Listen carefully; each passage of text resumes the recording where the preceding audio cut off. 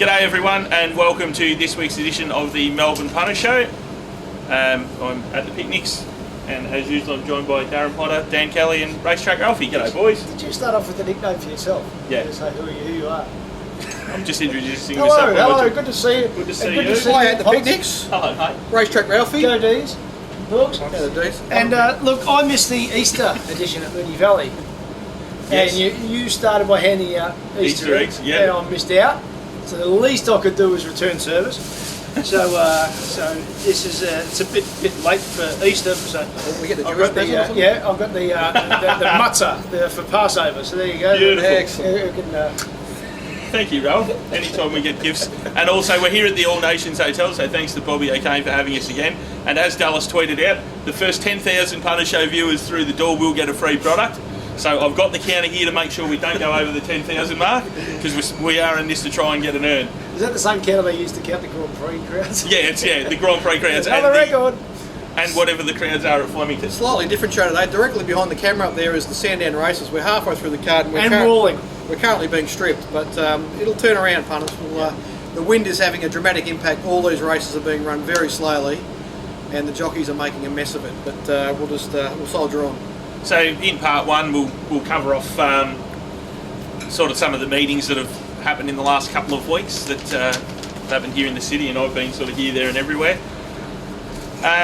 So which meetings did you want to kick off with, boys? We had Flemington on Monday, Caulfield Saturday, or we can even go back further. Chuka? We're going to do a Chuka? Well, it's one of the few joints I haven't been in the last week and a half. Yeah, well, we can do that race. We spoke about that race because C. Parrish, who we'll talk about as an informed jock, rode the winner, and that happened to be 31 into 9, that winner from Bendigo, where there's a problem with the second favourites ride, who was from Bendigo as well. So it'll be a very interesting inquiry, that one. Was that the Sunday meeting? So there has been an inquiry. There's been a retrospective inquiry, so they've analysed the betting data, I would think, which takes them some time. Someone was asking why is it taking them so long. I would say something's shown up in the betting there. Yeah.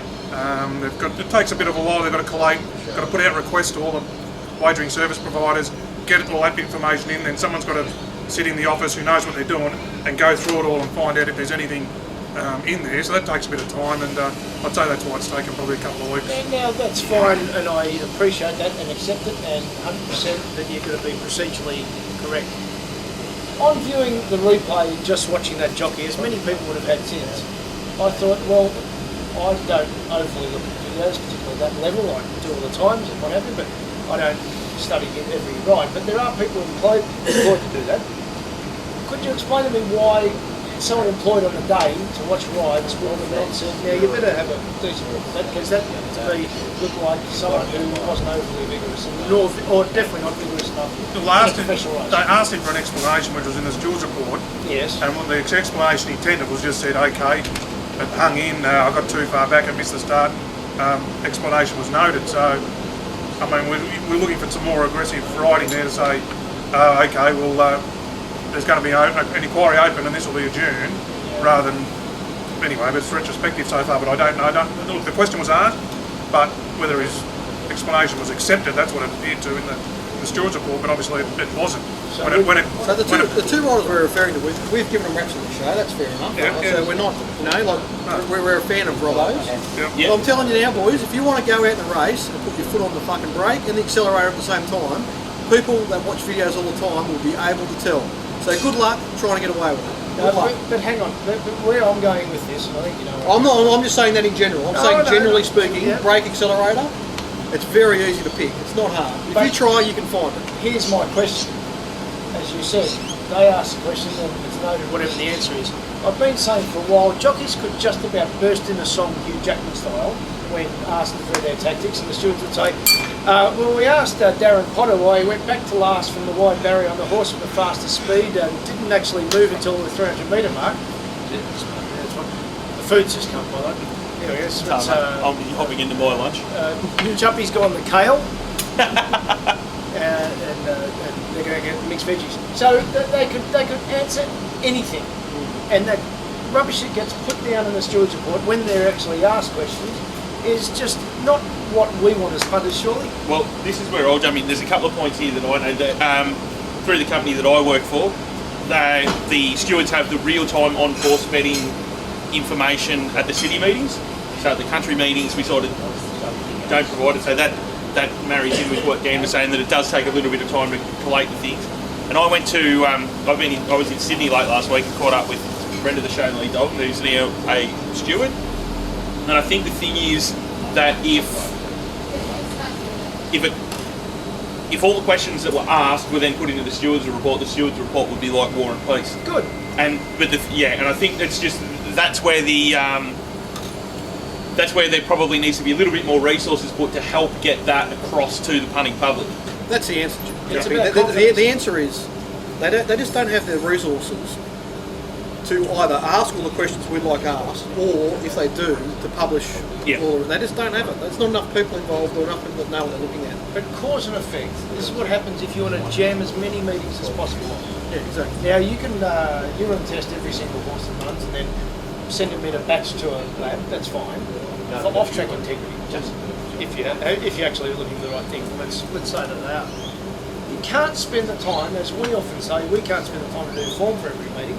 You can't spend the time to analyse every meeting properly when there's so many meetings on. So don't be surprised if one gets through the keeper and you go, oh fuck, we actually should have seen that on the day and should have asked more questions, because there's so much on. And also, the stewards on the day, they knock on the head. There's stewards report. When have you finished a meeting? How long does it take you to finish a meeting? Reviewing? 4 or 5 days? One meeting? How far behind are you? Oh, a week. You're a week behind, there you go. I'm at least a week behind because you have to wait a week to get the sectionals. Yeah. The information. Yeah. Exactly. So I do them all, and you can see on my sheet here. Then I go back and write in a different colour pen. I put the sectionals on them, apart from the city meetings, because when for the first 4 or 5 days, the official results, yes, there's no sectional times, and you're lucky if it's an electronic timed race. yes. So, like, I think there was a meeting on the weekend. It might have been bending. I'm not sure. It was one of the meetings on the weekend anyway. All the races were hand timed. That's helpful. So let me read the first paragraph in the Age of Patrick Bartley's report on the Craig Robinson investigation.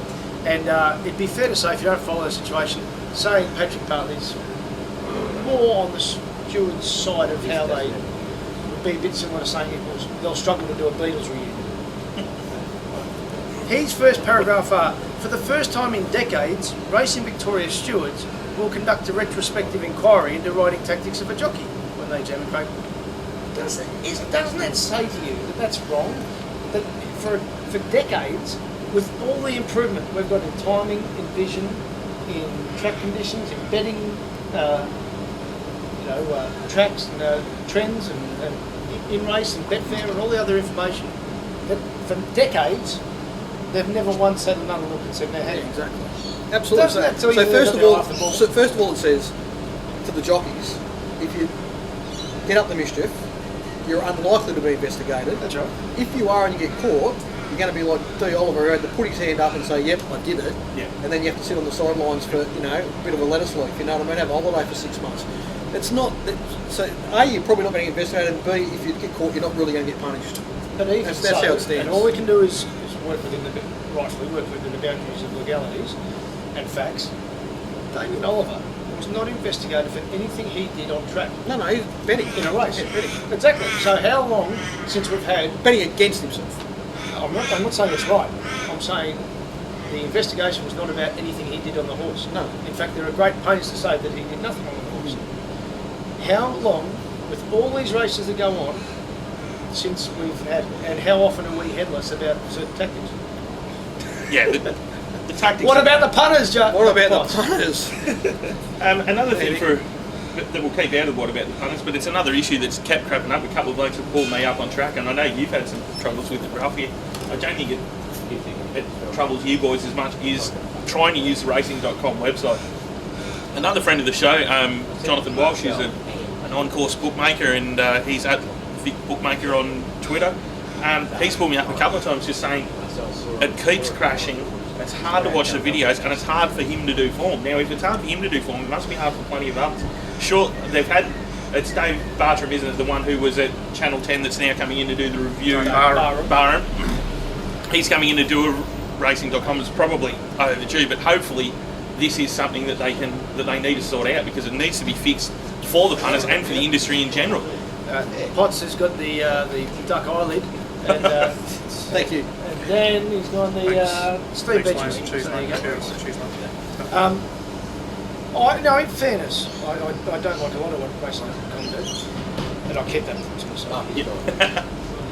But no, I generally don't have much of a problem. Occasionally on the phone I struggle to get live vision, strong enough signal. Okay. I don't know if that's my phone, but in general, when it comes to watching the race and watching the replay, I don't have much of a problem. I've got a tip for everyone, because you said something about the ads for Crown. Oh, that was a good tip. I put that on the Did other you day. put I did. Ad blocker. Ad blocker. Oh, right. Have Okay. you got right. ad blocker on it?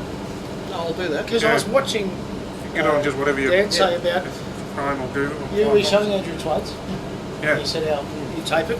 And I thought, well, I've never had that problem. Then I tweaked it off, but ad blocker on. So if you're doing replays and for betting sites as well, don't want to be yeah, funny. it's paradise. Have you noticed on William Hill, up comes a message saying, if you would like to improve the William Hill experience, I don't know what the William Hill experience is, sounds like a bad 1970s band, but you please disable your ad blocker for this site. I wouldn't think I'd be doing that. But I'm not sure how that so enhances use your ad blocker. experience. Exactly. Yeah. So you don't Okay. get any of the ads. Yeah, no, that's a tip. Well, there's a Something tip. for the punters. There is go. something there. So That was there's a bit of a tip there. Boys, the tracks have been playing pretty well. Like, it hasn't rained here for months and months and months, really. Oh, we had rain last Thursday night on the synthetic. Rained all night on Thursday night. But we were on As the rain come down, the times got faster and faster and faster. Is that right? Told you it was upside down world on the synthetic.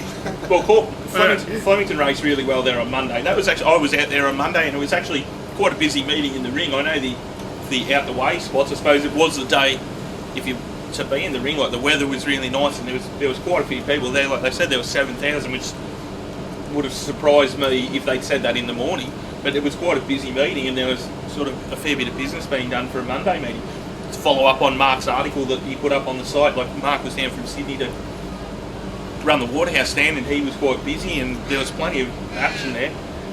It's a bit different to some of the other meetings that you get to. Like I was at Rose Hill, and I was astounded by the amount of action that happens around there. Like they can lay 7-8 horses in a race. Like there's a lot sort of happening and different opinions. Whereas some of the, especially at Caulfield, just with the way the sort of the ring's laid out, it does stifle business a little bit. But the track played well there. The 12-metre rail at Caulfield, boys. Were you surprised at anything at how it played, or was it as you expected, or? I think they both played perfectly. They both. You don't want to hug the fence when the rail's out that far. Yep. But I suspect that's actually more that they bunch up on the wider circle of the arc. I Yep. don't think there's anything wrong with the surface when you have a bit of luck with the weather, which they had, and the perfect surface. So I thought both the tracks played as well as can be expected. Caulfield back to the true this week. So no problem there. And while we're looking up, as you've mentioned, because there's sand down behind us and we're walling already, we can't get out in the last on the Bandit. No, What's Because happened? the Bandit, I did tell you, Ralph.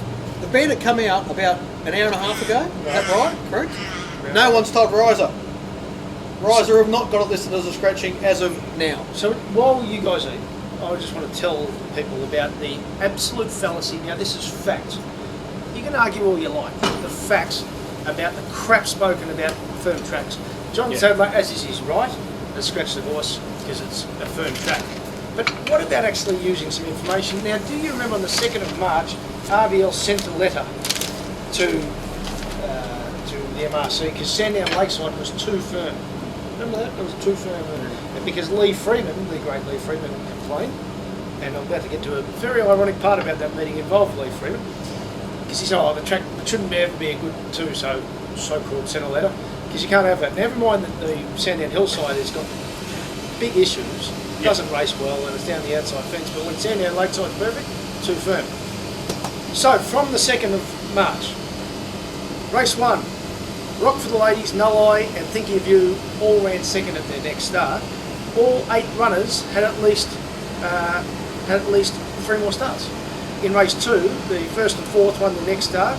The second was runner-up its next 2 starts. The first 7 horses all raced on. Race 3, here's the irony. Here's our Rocky.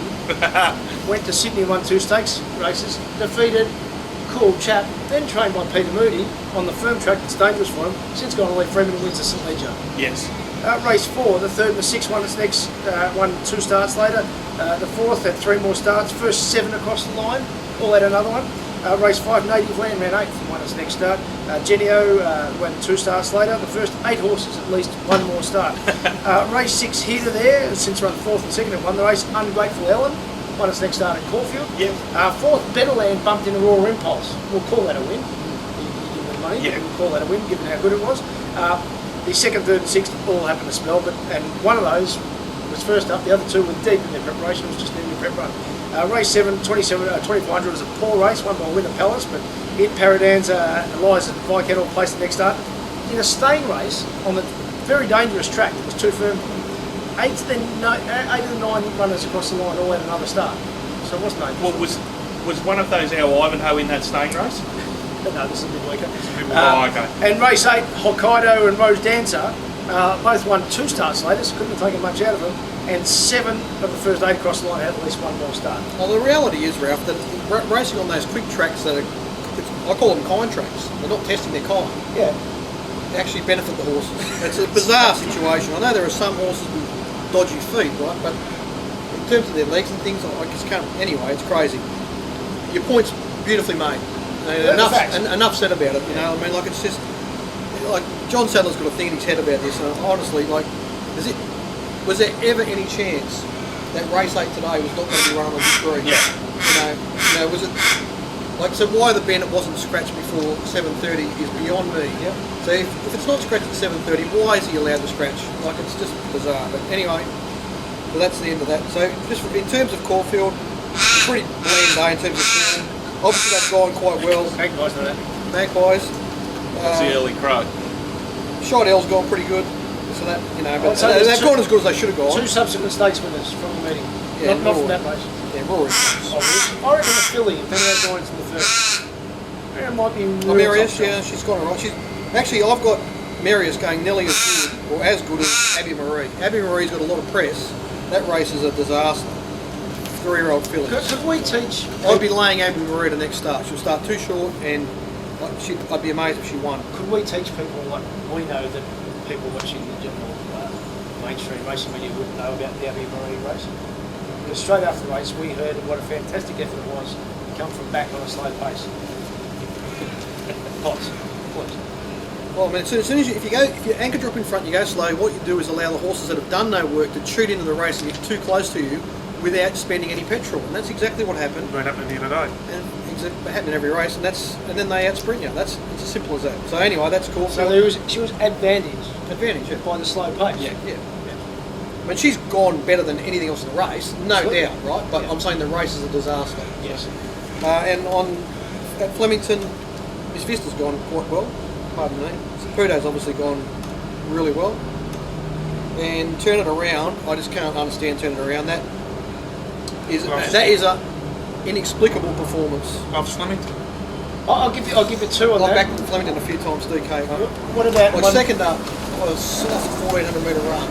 Trainer can't even understand it himself. Trainer, after the race, is like, Getting ready for the ball. yeah, exactly. But no. Something's happened to the horses he doesn't know about, Do I reckon. you reckon Dean Yendel's going to stop putting horses in the race and taking shortcuts? He's just going to Can keep you winning really? races. Yeah, Dr. Care, So, like, you know, and Scarlet Billows. It's really good to see Turn It Around. Dean ride No, Dr. Care, terrific. and Turn It Around for that matter, but ride them like he rides in the country. Yeah. You know, that's the Yendel. Sometimes when he comes to Sydney, he tries to ride them pretty, and it always backfires on him. Yeah. As soon as he does his normal thing, like Dr. Care was just D Yendel head to toe, and he won that horse that race because Real Love should have won the race, and D Yendel Got the other one. performed the miracle. It You know, reminds me a bit of when you're in Richmond Heartland here, the great Tommy Hafey line about no finessing. No, exactly. He shouldn't finesse. He's just about his best when he's So aggressive. anyway, can we cut off part 1 there? Yeah. I've just got one more point to add. Back on the firm tracks, they had 2 jumps races there at Sandown last week, and I think there's a winner coming out. I think Ginger Boy will be hard to beat whatever he goes into, but there was a queue for the vet after that race for about 4 or 5. Tim Bailey did everything he could out there. He put in an extra inch of water on where the jumpers would be, but it was a bit firm for them. And we may even have a warm and dry and firm Warrnambool. Wouldn't that be a really 25 treat? on Tuesday, I was early forecast. I'll bring the sunscreen, everyone. Yeah. I Not going. Wednesday then. Yeah. We'll be back in a minute with part 2.